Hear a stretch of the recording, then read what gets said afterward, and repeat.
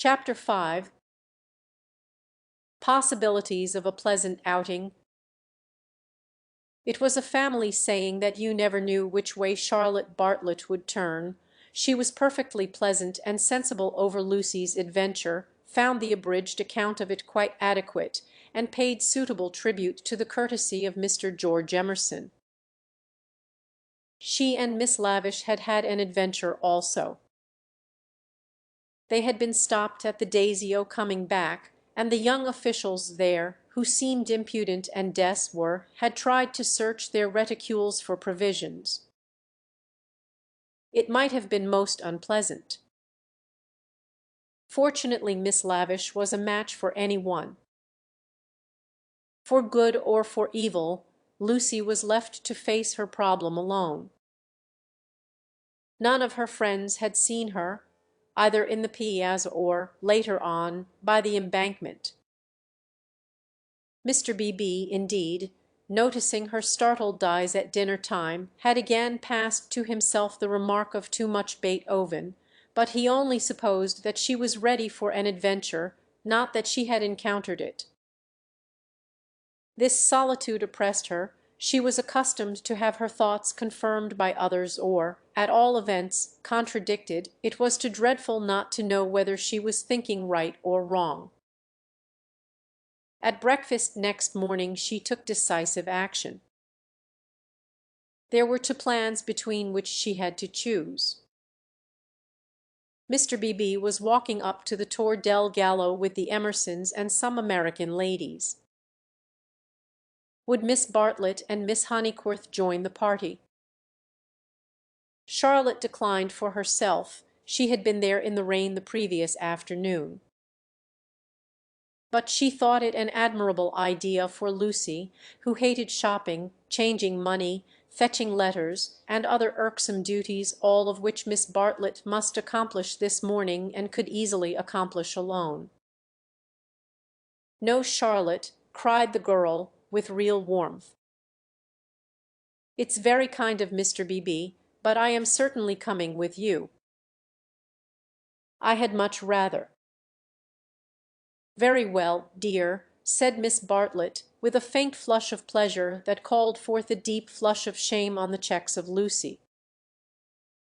How abominably she behaved to Charlotte, now as always! But now she should alter. All morning she would be really nice to her. She slipped her arm into her cousin's, and they started off along the Long Arno. The river was a lion that morning in strength, voice, and colour. Miss Bartlett insisted on leaning over the parapet to look at it. She then made her usual remark, which was, "How I do wish Freddie and your mother could see Theisto." Lucy fidgeted. It was tiresome of Charlotte to have stopped exactly where she did. "Look, Lucia." "Oh, you are watching for the Tor del Gallo party." "I feared you would repent you of your choice." Serious as the choice had been, Lucy did not repent. Yesterday had been a muddle, queer and odd, the kind of thing one could not write down easily on paper, but she had a feeling that Charlotte and her shopping were preferable to George Emerson and the summit of the Tor del Gallo. Since she could not unravel the tangle, she must take care not to re-enter it. She could protest sincerely against Miss Bartlett's insinuations. But though she had avoided the chief actor, the scenery unfortunately remained. Charlotte, with the complacency of fate, led her from the river to the Piazza Signoria. She could not have believed that stones, a loggia, a fountain, a palace tower, would have such significance. For a moment she understood the nature of ghosts. The exact site of the murder was occupied, not by a ghost, but by Miss Lavish, who had the morning newspaper in her hand. She hailed them briskly. The dreadful catastrophe of the previous day had given her an idea which she thought would work up into a book. "Oh, let me congratulate you," said Miss Bartlett. "After your despair of yesterday. What a fortunate thing." "Aha! Miss Honeycorth, come you here I am in luck. Now, you are to tell me absolutely everything that you saw from the beginning."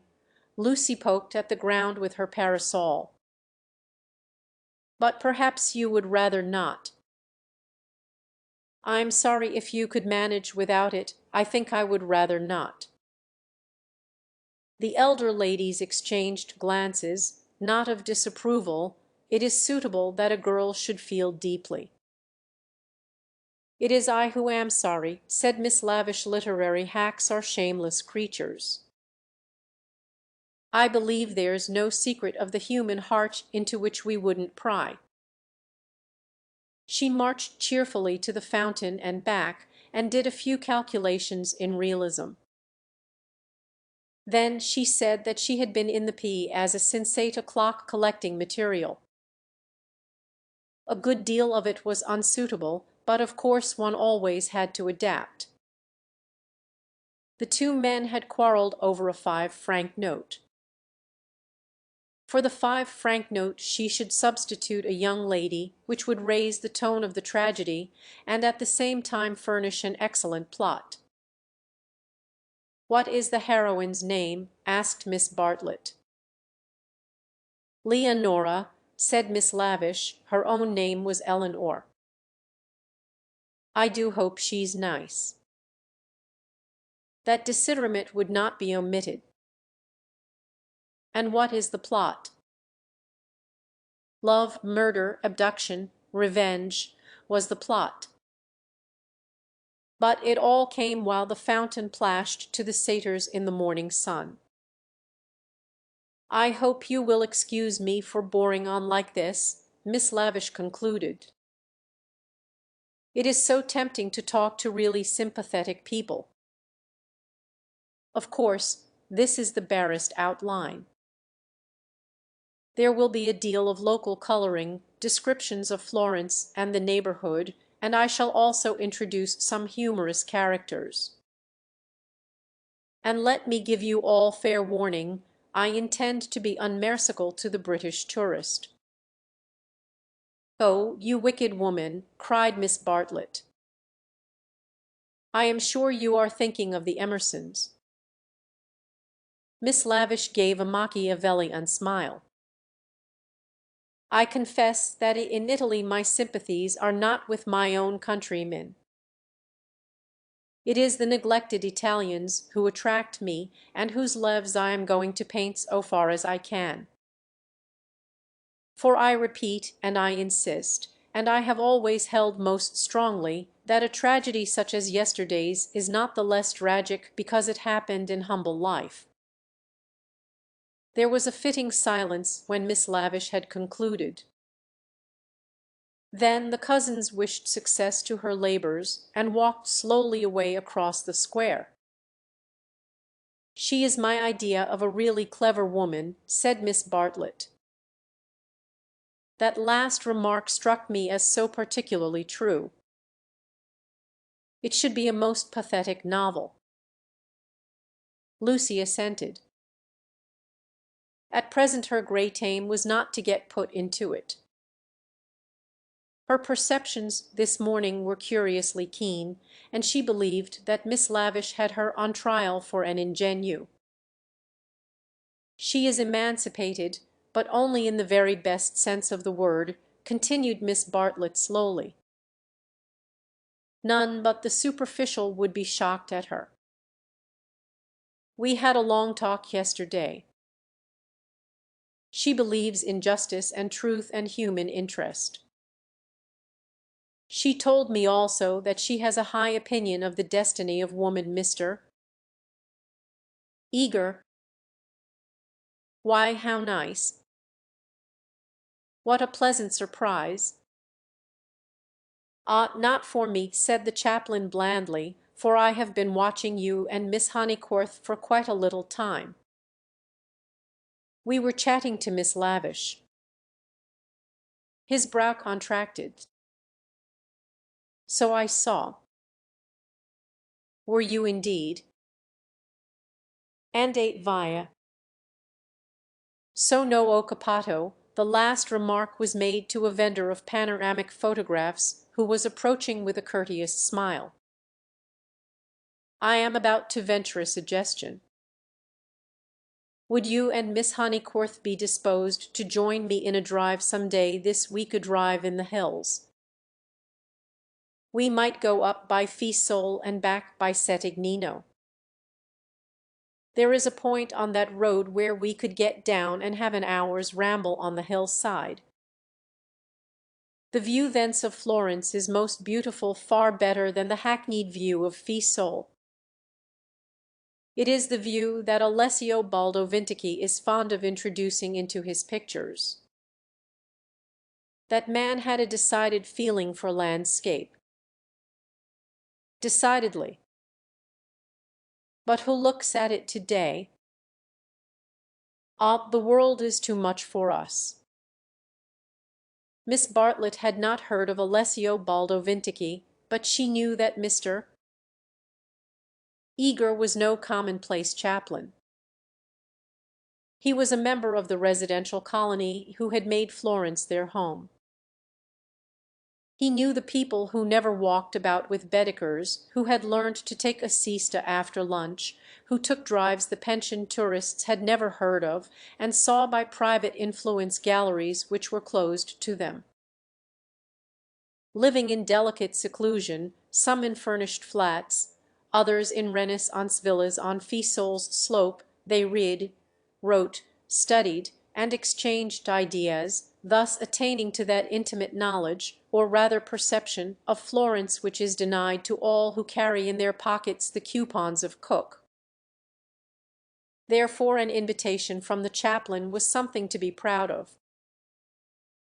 Between the two sections of his flock he was often the only link, and it was his avowed custom to select those of his migratory sheep who seemed worthy, and give them a few hours in the pastures of the permanent. Tea at a Renaissance villa. Nothing had been said about it yet. But if it did come to that, how Lucy would enjoy it. A few days ago and Lucy would have felt the same.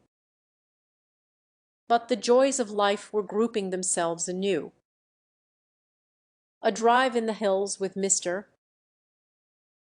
Eager and Miss Bartlett, even if culminating in a residential tea-party, was no longer the greatest of them. She echoed the raptures of Charlotte somewhat faintly. Only when she heard that Mr. B.B. was also coming did her thanks become more sincere. "So we shall be a party, Carrie," said the chaplain.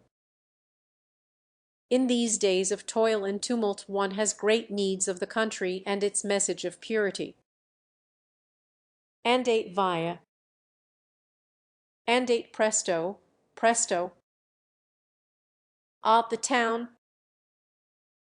"Beautiful as it is the town." They assented. This very square, so I am told, witnessed yesterday the most sordid of tragedies. To one who loves the Florence of Dante and Savonarola there is something portentous in such desecration, portentous and humiliating. "Humiliating indeed," said Miss Bartlett. Miss Honeycorth happened to be passing through as it happened. She can hardly bear to speak of it. She glanced at Lucy proudly. "And how came we to have you here?" asked the chaplain paternally. Miss Bartlett's recent liberalism oozed away at the question. "Do not blame her, please, Mr. Eager. The fault is mine. I left her and chaperoned." "So you were here alone, Miss Honeycorth?"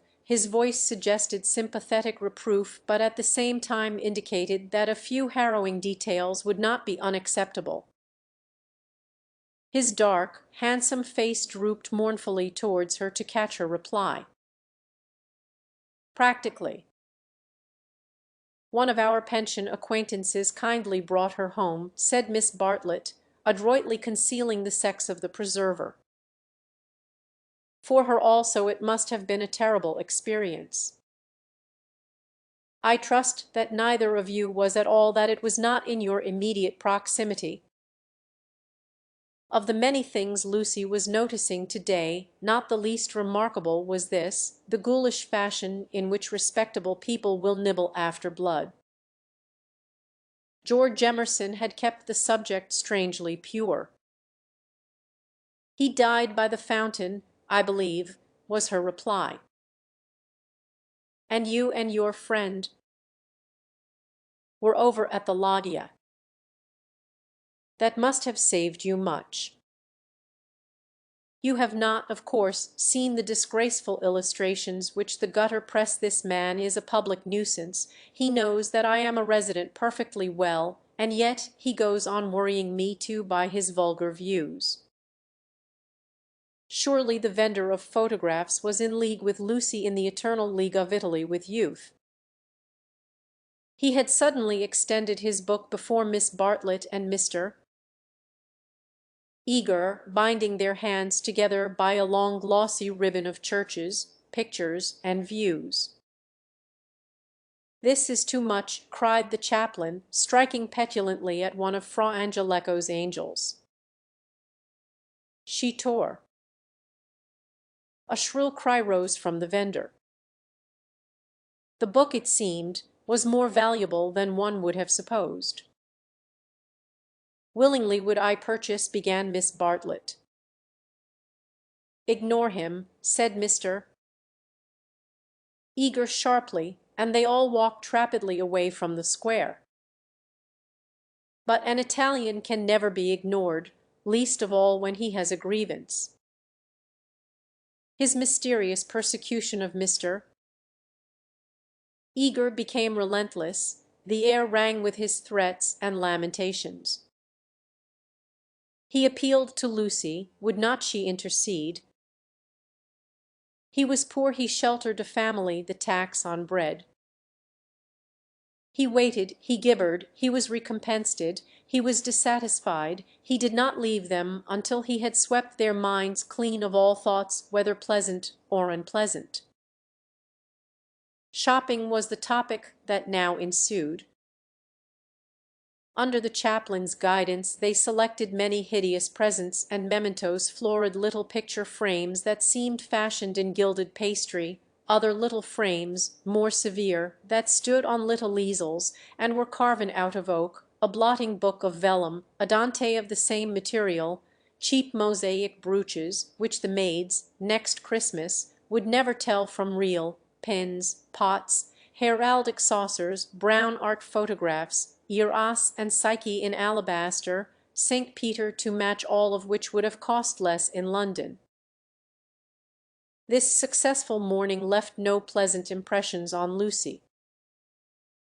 She had been a little frightened, both by Miss Lavish and by Mr. Eager, she knew not why. And as they frightened her, she had, strangely enough, ceased to respect them. She doubted that Miss Lavish was a great artist. She doubted that Mr. Eager was as full of spirituality and culture as she had been led to suppose. They were tried by some new test, and they were found wanting. As for Charlotte, she was exactly the same. It might be possible to be nice to her. It was impossible to love her. The son of a labourau, I happen to know it for a fact.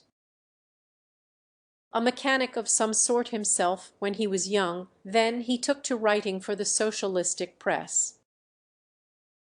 I came across him at Brixton. They were talking about the Emersons. "How wonderfully people rise in these days," sighed Miss Bartlett, fingering a model of the Leaning Tower of Pisa. "Generally," replied Mr. Eager, "one has only sympathy for their success. The desire for education and for social advance, in these things there is something not wholly vile. There are some working men whom one would be very willing to see out here in Florence, little as they would make of it." "Is he a journalist now?" Miss Bartlett asked. "He is not. He made an advantageous marriage." He uttered this remark with a voice full of meaning, and ended with a sigh. "Oh, so he has a wife."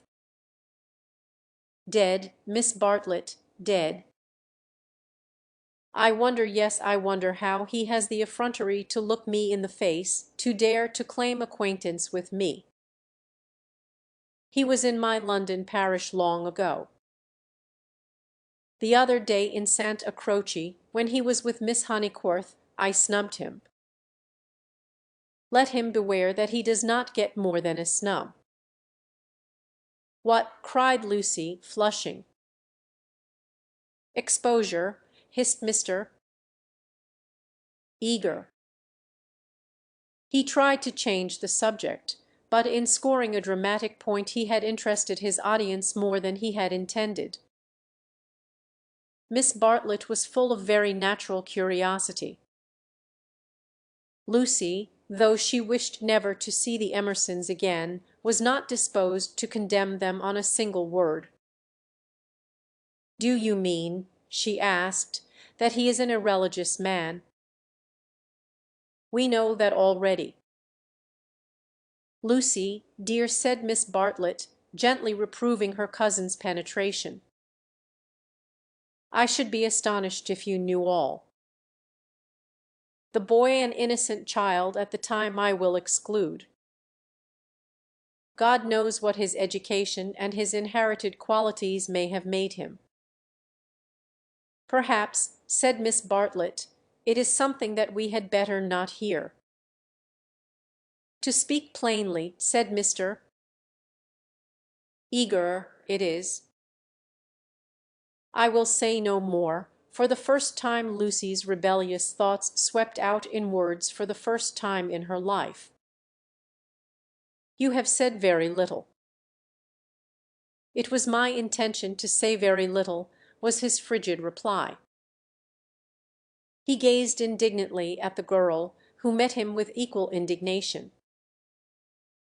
She turned towards him from the shop counter, her breast heaved quickly. He observed her brow, and the sudden strength of her lips. It was intolerable that she should disbelieve him. "Murder, if you want to know," he cried angrily. "That man murdered his wife." "How?" she retorted. "To all intents and purposes he murdered her." "That day in Santa Croce did they say anything against me?"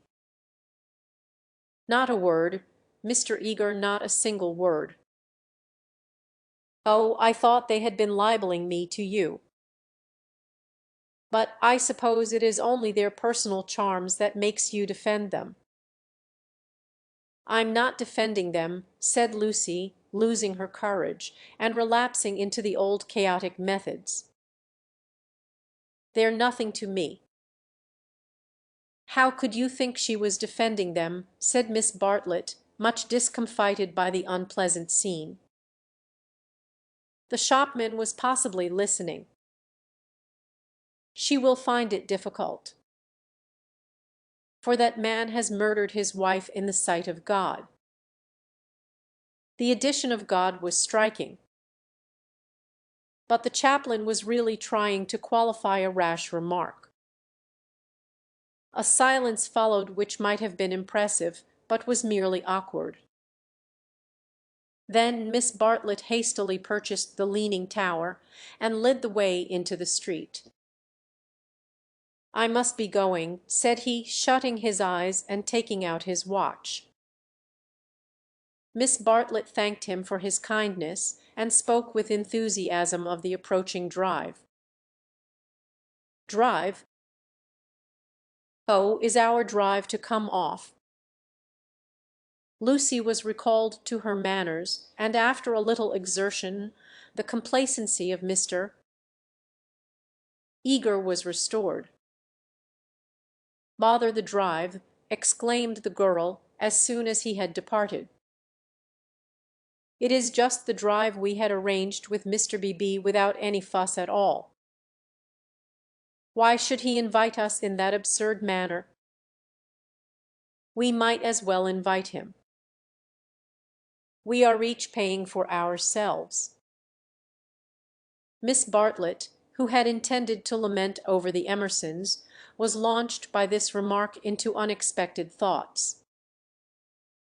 "If that is so, dear, if the drive we and Mr. B.B. are going with Mr. Eager is really the same as the one we are going with Mr. B.B., then I foresee a sad kettle of fish." "How?" "Because Mr. B.B. has asked Ellen or Lavish to Comito. That will mean another carriage." "Far worse. Mr. Eager does not like Eleanor. She knows it herself. The truth must be told, she is too unconventional for him." They were now in the newspaper room at the English Bank. Lucy stood by the central table, heedless of Punch and the Graphic, trying to answer, or at all events to formulate the questions rioting in her brain. The well-known world had broken up, and there emerged Florence, a magic city where people thought and did the most extraordinary things. Murder, accusations of murder, a lady clinging to one man and being rude to another, were these the daily incidents of her streets. Was there more in her frank beauty than met the eye the power, perhaps, to evoke passions, good and bad, and to bring them speedily to a fulfilment? Happy Charlotte, who, though greatly troubled over things that did not matter, seemed oblivious to things that did, who could conjecture with admirable delicacy where things might lead to, but apparently lost sight of the goal as she approached it. Now she was crouching in the corner trying to extract a circular note from a kind of linen nose bag which hung in chaste concealment round her neck. She had been told that this was the only safe way to carry money in Italy; it must only be broached within the walls of the English Bank. As she groped she murmured, "Whether it is Mr. B.B. who forgot to tell Mr. Eager, or Mr. Eager who forgot when he told us, or whether they have decided to leave Ellen or out altogether, which they could scarcely do, but in any case we must be prepared. It is you they really want. I am only asked for appearances. You shall go with the two gentlemen, and I and Eleanor will follow behind. A one-horse carriage would do for us.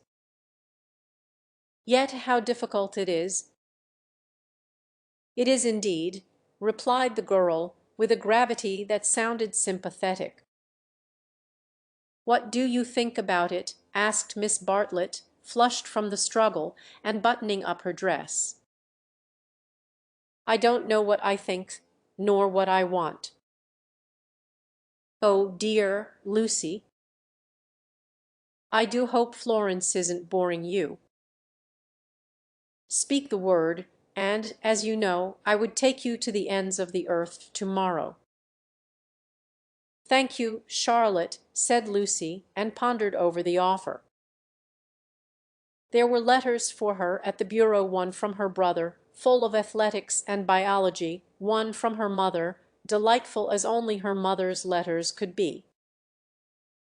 She had read in it of the crocuses which had been bought for yellow and were coming up puce, of the new parlour maid, who had watered the ferns with essence of lemonade, of the semi-detached cottages which were ruining Summer Street and breaking the heart of Sir Harry Otway. She recalled the free, pleasant life of her home, where she was allowed to do everything, and where nothing ever happened to her. The road up through the pine woods, the clean drawing-room, the view over the Sussex Weald all hung before her bright and distinct, but pathetic as the pictures in a gallery to which, after much experience, a traveller returns. "And the news?" asked Miss Bartlett. "Mrs. Vyse and her son have gone to Rome," said Lucy, giving the news that interested her least. "Do you know the Vyses?" "Oh, not that way back. We can never have too much of the dear P as a Signoria. They're nice people, the Vyses. So clever, my idea of what's really clever. Don't you long to be in Rome?" "I die for it. The P as a Signoria is too stony to be brilliant. It has no grass, no flowers, no frescoes, no glittering walls of marble or comforting patches of ruddy brick. By an odd chance, unless we believe in a presiding genius of places, the statues that relieve its severity suggest, not the innocence of childhood nor the glorious bewilderment of youth, but the conscious achievements of maturity. Perseus and Judith, Hercules and Chun Steeldom, they have done or suffered something, and though they are immortal, immortality has come to them after experience, not before. Here, not only in the solitude of nature, might a hero meet a goddess, or a heroine a god." "Charlotte," cried the girl suddenly, "here's an idea. What if we popped off to Rome to-morrow straight to the Vyses' hotel? For I do know what I want. I'm sick of Florence." "No, you said you'd go to the ends of the earth." "Do? Do?" Miss Bartlett, with equal vivacity, replied, "Oh, you'd roll person. Pray, what would become of your drive in the hills?" They passed together through the gaunt beauty of the square, laughing over the unpractical suggestion.